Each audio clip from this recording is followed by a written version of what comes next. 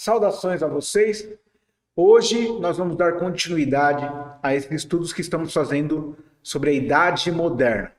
Esse período que os historiadores delimitam, são 3 séculos de história. Do século XV, mais precisamente 1453, a famosa queda de Constantinopla pelos turcos otomanos, até 1789, com a Revolução Francesa. Já falamos sobre o renascimento cultural e a reforma protestante, e o movimento de contra-reforma, e agora chegou o momento da gente discutir um pouco a política e a economia. Se você prestou bem atenção, a gente falou de mudanças no plano da cultura, não é isso? O renascimento e a reforma mostram para a gente essa ebulição, essa efervescência cultural, de transformações dessa passagem do medievalismo para a Idade Moderna. E agora chegou um momento muito especial para a gente discutir a política e a economia. E olha, para falar de absolutismo monárquico, a gente já começa com o termo absolutismo. O que lembra esse termo?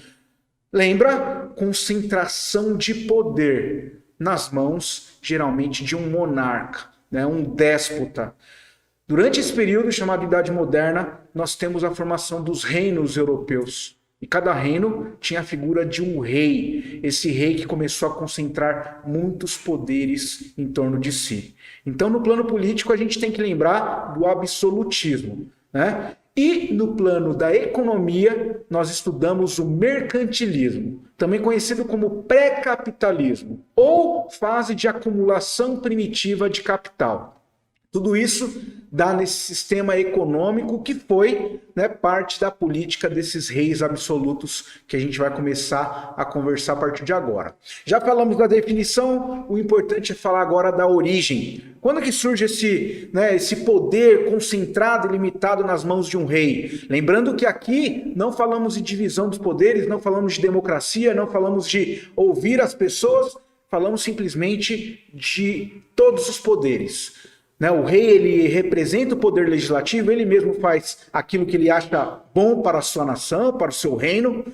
Ao mesmo tempo, ele é o poder judiciário, ele vai julgar as mesmas leis e ele vai executar todas essas leis. Ou seja, todos os poderes estão em torno desse rei. E a gente vai ver um pouco disso. Na fase inicial eu mostrei para vocês essa imagem. O maior símbolo do absolutismo está aí para você no canto esquerdo, o Luís XIV. Ele mesmo se considerava o rei sol. Olha isso. Ele falava, o Estado sou eu. A principal representação do que seria esse absolutismo que a gente vai destrinchar bastante para vocês nessa aula.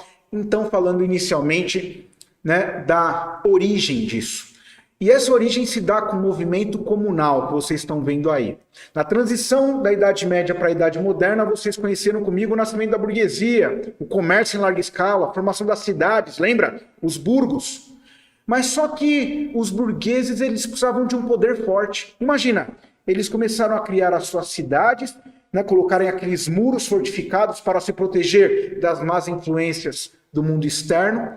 Mas agora a burguesia, que tem a mesma origem, fala a mesma língua, tem uma mesma moeda, ela precisa de um exército, ela precisa de poder. E aí a burguesia ela vai começar a buscar alguma aliança para garantir esse poder. E nesse momento, a burguesia vai se aliar ao senhor feudal mais forte dessa região. Então aí está ligada essa ideia de fortalecimento do poder real e ao mesmo tempo de proteção dessa burguesia. É o famoso movimento comunal, que nada mais é do que a aliança entre esse grupo social em ascensão, a burguesia, e o rei, que até então não tinha poder, Durante o feudalismo o poder era descentralizado. Agora esse rei ele vai começar a ver uma oportunidade. Falar assim, olha, existe esse grupo social que precisa do meu apoio, precisa do meu exército. Então vai acontecer essa aliança. A partir desse momento, esses reis passam a cobrar impostos desses burgueses, eles começam a instituir algumas leis e a formar os reinos. É assim que vão formar os países europeus, gente. Todos os países europeus eles vai ser formado dessa aliança entre rei e burguesia. Mas lógico, o rei ele nunca vai governar sozinho, não é? Ele vai precisar do apoio da igreja, ele vai também precisar do apoio dos nobres. Até então, os nobres eles eram figuras ainda importantes, né? São aqueles donos de terras, são pessoas que fazem parte de uma linhagem, né, aristocrática. Então o rei ele vai se apoiar nessas duas classes, no clero e na nobreza, enquanto a burguesia vai sustentar com seus impostos. Essa é a formação dos reinos europeus, que vai dar origem aos estados monárquicos, aos estados nacionais. É assim que vão nascer várias nações europeias. Bom, tá aí a definição para vocês. Eu trouxe essa imagem para vocês sintetizarem algumas dessas ideias, né? Está aí a classe da aristocracia ligada ao rei. Lógico que o rei, por mais que ele tenha muito poder, e vocês estão vendo novamente o rei Luís XIV lá na França, ele não governa sozinho, ele precisa de alguns conselheiros, né? Mas lógico que o poder vai partir totalmente dele. Então, olha, absolutismo, um sistema político que predominou na Europa do século XVI até o século XVIII, associado à formação dos estados nacionais e ao crescimento da burguesia. Esse regime defendia o poder absoluto dos monarcas sobre o Estado. Essa é a essência do absolutismo. Durante esse período, a monarquia concentrava todo o poder do Estado, utilizando-a de acordo com seus interesses. Leis, impostos, tributos eram criados sem a participação da sociedade ou de qualquer órgão da soberania. Ou seja, gente, essa definição mostra pra gente esse poder concentrado nas mãos dos reis, essa política absolutista, que vai perdurar durante toda a Idade Moderna. Fiz uma representação aqui para trazer um pouquinho isso que a gente está explicando para vocês. Então tá aí, olha, tudo está girando em torno do rei, do monarca, do déspota, o tirano, como vocês quiserem chamar, mas o nome mais correto é o rei absolutista, o monarca absolutista. Vocês estão vendo aí nessa representação quem sustenta o rei, Primeiro, a Igreja Católica, sobretudo, e também os nobres, esses que têm nesta herança medieval ligadas às posses e propriedades de terra, mas quem que sustenta, na verdade, tudo isso, se você olhar para o canto direito, é os impostos, tanto da burguesia quanto dos artesãos, dos camponeses, que pagam todos esses tributos feudais. Então isso aí é uma representação simbólica do poder absolutista, que ficou conhecido durante todo o período moderno. Mas aí é importante a gente agora se aprofundar um pouco mais para falar de alguns teóricos do regime absolutista. E os três principais é Nicolau Maquiavel, Thomas Hobbes e Jacques Bossuet. Nós vamos falar então das teorias que eles promoveram. Só para vocês entenderem então, lógico que a gente precisa justificar. Se a gente voltar nessa imagem, você começa a perceber qual que é a maior população. A maior população é da igreja? A maior população é dos nobres ou a maior população são dos burgueses nesse momento? São dos artesãos, são dos camponeses? Lógico, gente, a grande massa populacional está nos setores menos abastados, aqueles que sustentavam esse poder. Então, logicamente, existia insatisfação. Existia, principalmente por parte da burguesia, muitas contestações. Eles não queriam pagar todos esses impostos. Eles estavam querendo simplesmente um poder, ali o poder militar para que eles pudessem garantir os seus negócios, ter liberdade para produzir e gerar riqueza. Esta sempre foi a máxima da burguesia. Só que o rei, ele que mostrava como isso deveria acontecer. O poder sempre emanava do rei. Então esse é o poder absoluto, mostrando para vocês um pouquinho dessa realidade. Lógico que muitos intelectuais precisavam aí justificar essa forte concentração de poder nas mãos do rei. O primeiro deles, Nicolau Maquiavel. Viveu à corte dos Médicis de Florença. Ele vivia então na corte, rodeado ali pelos reis, pelos nobres, pelos aristocratas da região de Florença. Nessa época, quem governava esta cidade era Lourenço de Médici. E Lourenço de Médici começou a receber algumas contestações da burguesia dessa região e por isso precisou do auxílio desse grande intelectual que vai produzir uma das obras mais célebres para explicar o absolutismo, e essa obra se chama O Príncipe. É importante que vocês conheçam porque até hoje é muito utilizada, nos exames do Enem, dos vestibulares. Essa obra é muito cobrada porque é um fundamento de política. Um livro que mostra para a gente como deve ser a organização de um Estado. até hoje muito estudado, principalmente por nossos políticos atuais. Algumas das ideias de Nicolau Maquiavel mostram para a gente o seguinte, eu vou trazer duas máximas aí, com certeza você já ouviu falar. Primeira delas, os fins justificam os meios. Como que a gente pode interpretar essa máxima? Que o rei, ele pode mentir, ele pode enganar, ele pode até matar sua gente, desde que o fim seja o progresso, seja a prosperidade, seja, né, o bem comum da nação. Ou seja, tudo que eu fizer nesse meio, tudo é justificado justamente porque o que eu quero é o melhor para a minha nação. Né? Veja que isso está ainda né, serve aí como mote para a gente entender um pouquinho a postura de alguns governantes. Né? Se a gente lembra aí, né, da máxima de Paulo Maluf, né, a gente lembra rouba mais faz. Né? Ou seja, todos os meios que eu vou utilizar, né, para chegar naquilo que eu quero, que é as construções, que é o desenvolvimento, que é a prosperidade, o progresso, não tudo pode ser justificado. Paulo Maluf é um dos grandes representantes dessa máxima aí de Nicolau Maquiavel. Outros tantos também, né? A gente sabe muito bem. Mas vamos lá. Uma segunda máxima para a gente entender bem. Ele diz o seguinte, o rei, o príncipe, deve ser amado e temido. Ou seja, gente, isso também é muito forte, né, em toda a organização de um Estado, de uma nação. Né? O rei ele deve ser temido e amado ao mesmo tempo. Ou seja, ele não pode ser simplesmente uma pessoa muito popular, né? Ele tem que ter aquele lado também de ser enérgico em algumas situações. Né? Então, amado e temido são duas coisas que Nicolau Maquiavel considerava importante no líder, né, de uma nação, né, como o príncipe aí, Lourenço de Médicis. Então tá aí, gente. Lógico que a gente não vai poder estudar a obra na sua essência, é importante que você leia esse livro, um livro maravilhoso que mostra pra gente como que deve ser a organização de um Estado a partir, né, de um rei ou de um tirano, né, de um déspota, né? Então, tá aí um pouquinho da essência de Maquiavel com o Príncipe, é um dos grandes teóricos do absolutismo. Em segundo lugar, está Thomas Hobbes. Ele trabalhou e ele viveu também na corte de Carlos V, lá na Inglaterra, e Thomas Hobbes também era um grande intelectual. Ele foi contratado justamente para colocar ali, fazer um tratado, uma obra, né, um texto que mostrasse a importância do rei nessa época. Né? Carlos I, Carlos II, todos eles aproveitaram bastante dessa obra chamada O Leviatã, que vocês devem conhecer também. Thomas Hobbes ele falava o seguinte, imagine se todos nós vivêssemos no estado selvagem de natureza. Nesse estado selvagem, lógico que iríamos utilizar a nossa inteligência para tomar aquilo que a gente precisa. A gente utilizar toda a nossa astúcia para poder tomar do outro e viver com a dignidade que nós queremos. Ou seja, se vivêssemos sem leis, o homem seria o elemento de destruição da própria humanidade.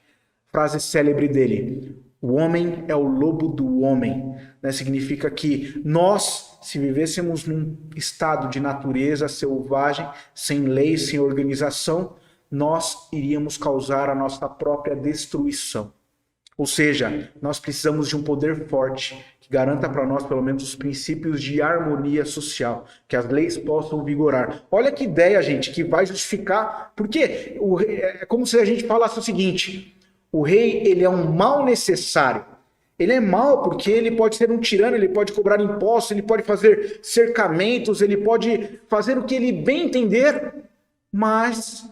Né, nós precisamos disso, nós precisamos de organização, pois senão utilizaríamos toda a nossa astúcia e inteligência para destruir a própria humanidade. Então veja aí como ele defende o poder absoluto, né, e Carlos I, que foi tão questionado durante seu governo, com essas ideias ele vai recuperar o seu poder novamente. Então vamos lá, vamos entender um pouquinho isso, gente.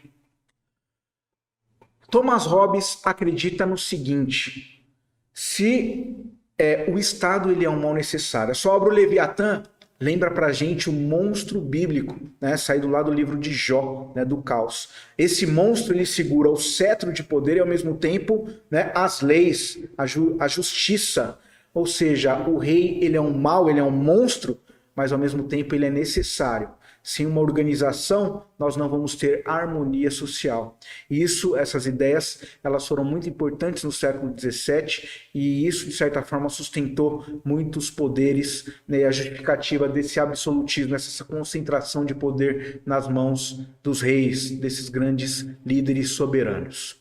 Por fim, Jacques Bossuet. Gente, lá na França, né, do século XVI, vocês viram lá a imagem, né, de Luís XIV, né, o poderoso, né, o Rei Sol. Vocês viram toda a pose dele. Vou voltar até para mostrar bem para vocês. Imagina aí, gente, tá aí, ó. Olha que pose. Olha que, né, que homem mais sedutor, bonito, elegante, que é o centro de todas as coisas. Ele acreditava que era o próprio Sol, né, o Deus Sol. Veja isso. O Estado sou eu. Essa grande máxima, né, de Luís XIV fez com que, logicamente, ele recebesse também muitas críticas. Gente, Jacques Bossuet ele pediu até que fosse construída uma prisão e todo mundo que fosse contra ele ia parar nessa prisão, a famosa Bastilha. Lembra da Revolução Francesa? Logo, logo a gente vai chegar lá. Mas vamos entender então a figura de Jacques Bossuet.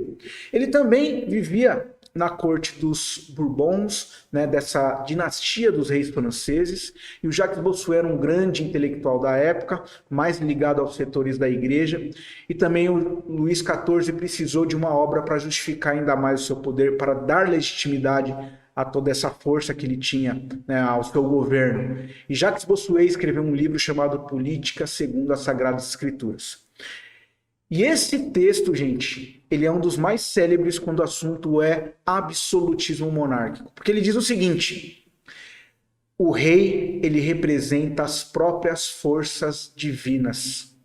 Deus governa, ou melhor, o rei governa porque Deus quis que fosse dessa forma.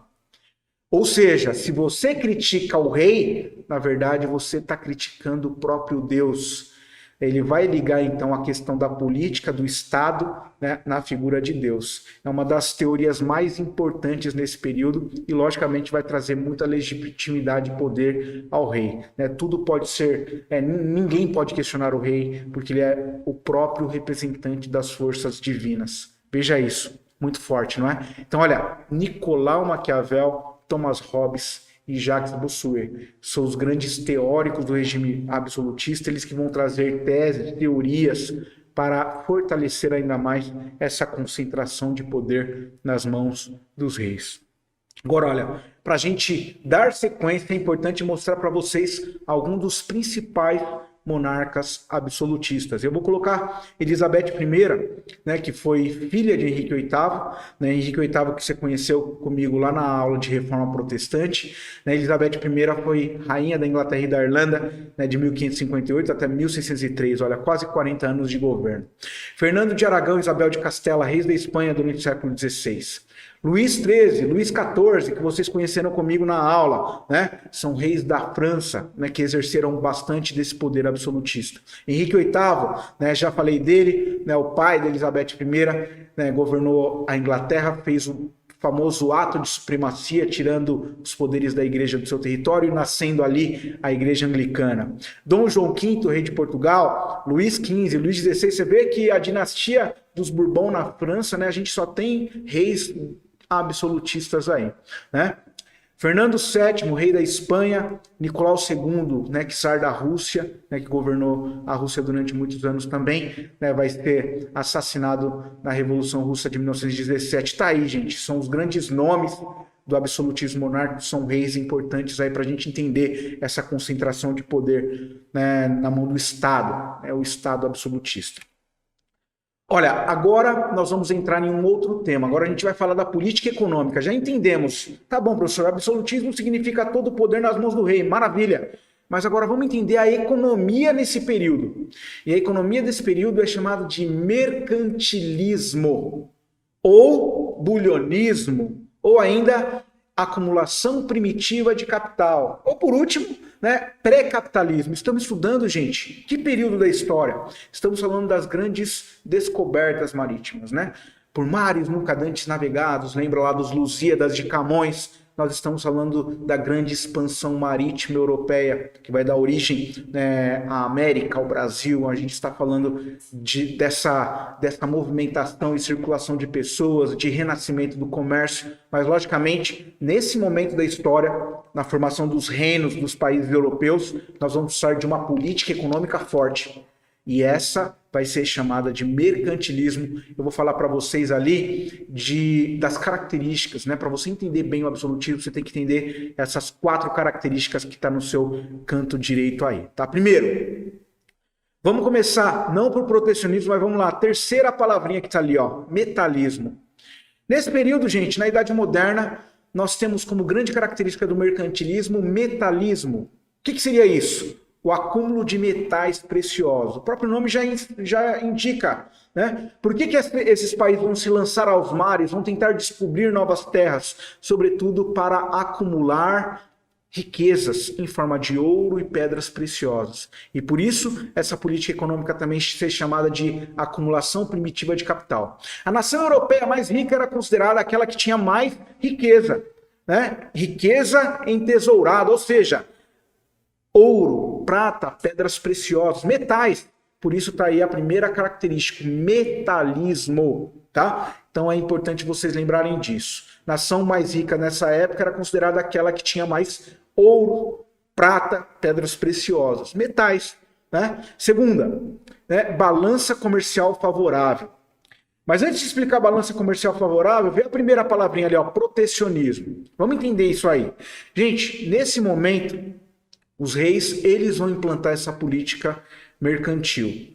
Já que quanto mais ouro, prata, pedras preciosas eu ter, mais rico eu vou ser na minha nação, eu vou fazer de tudo para proteger o meu mercado interno. Ou seja, eu vou mostrar o que as pessoas devem produzir. Qual tecido, qual marca, qual fator, tudo, gente. O rei decide o que as pessoas vão produzir no seu território, pensando principalmente no que é mais escasso no resto do mundo. Estamos falando já do início da globalização. As nações, então, elas vão querer proteger o seu mercado interno. Como que eu faço isso? Eu coloco taxas alfandegárias. Por exemplo, se eu sou um rei da Espanha e existem produtos franceses querendo chegar no meu território, produtos que eu vendo aqui, né? Por exemplo, tecidos vermelhos, né? Camisetas, malhas, o que for. Eu vou dar incentivo para o meu produtor nacional produzir tecidos vermelhos e eu vou colocar taxas no produto de outros países. Então imagina, a blusa lá da França pode chegar aqui no meu território? Pode, mas só que ela vai chegar com preço muito alto porque ela vai ter que pagar tributos para estar aqui. Ou seja, isso a gente chama de protecionismo, é a defesa do mercado interno, através de taxas alfandegárias de produtos de outros países. Agora vamos lá, balança comercial favorável, vai ser mais fácil da gente entender. Com certeza você já conhece a palavra déficit ou superávit, né? Com certeza já ouviram essas palavras. Superávit é quando eu exporto mais produtos e importo menos. Superávit, o que é isso? Eu vendo mais e compro pouco. E aí eu vou ter um saldo positivo na minha balança, vou ter superávit. Mas se eu vendo pouco e compro muito para minha nação, eu vou ter um saldo negativo, a gente chama de déficit.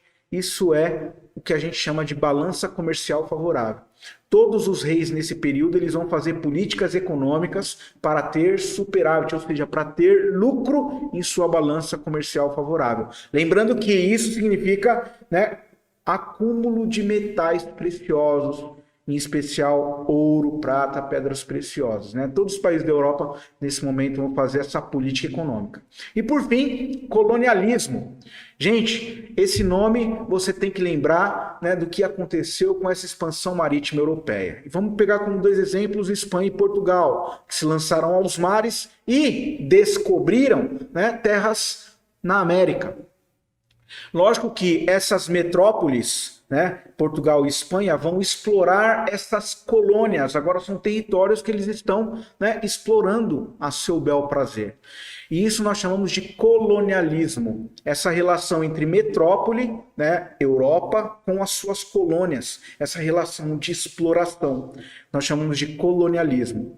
Lembrando que o colonialismo no Brasil, vamos lembrar, já para fazer essa ponte com o curso de História do Brasil com o professor Ferraro, a gente tem que lembrar do seguinte: aqui no Brasil nós temos o sistema de plantation. O que significa isso? Eu vou precisar de grandes territórios de terra, ou seja, latifúndios, com a prática da monocultura ou de cultura, ou seja, eu só vou produzir um ou dois produtos.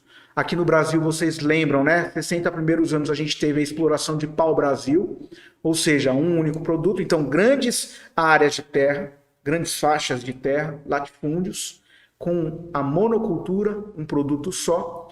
Esse produto, ele logicamente vai voltar para Portugal, que vai ser vendido para outros países europeus, isso a gente chama, né, de voltado para o mercado externo, com o uso de trabalho escravo. Então tá aí as características da plantation aqui no Brasil, né? Então vamos lá.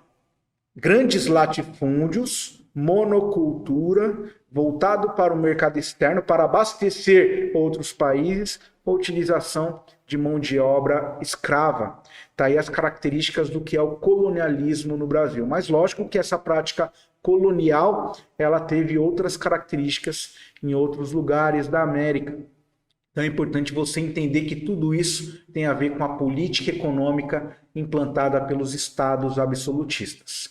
Espero que vocês tenham gostado dessa aula para entender um pouquinho a política e a economia durante a Idade Moderna. E agora nós vamos para os exercícios.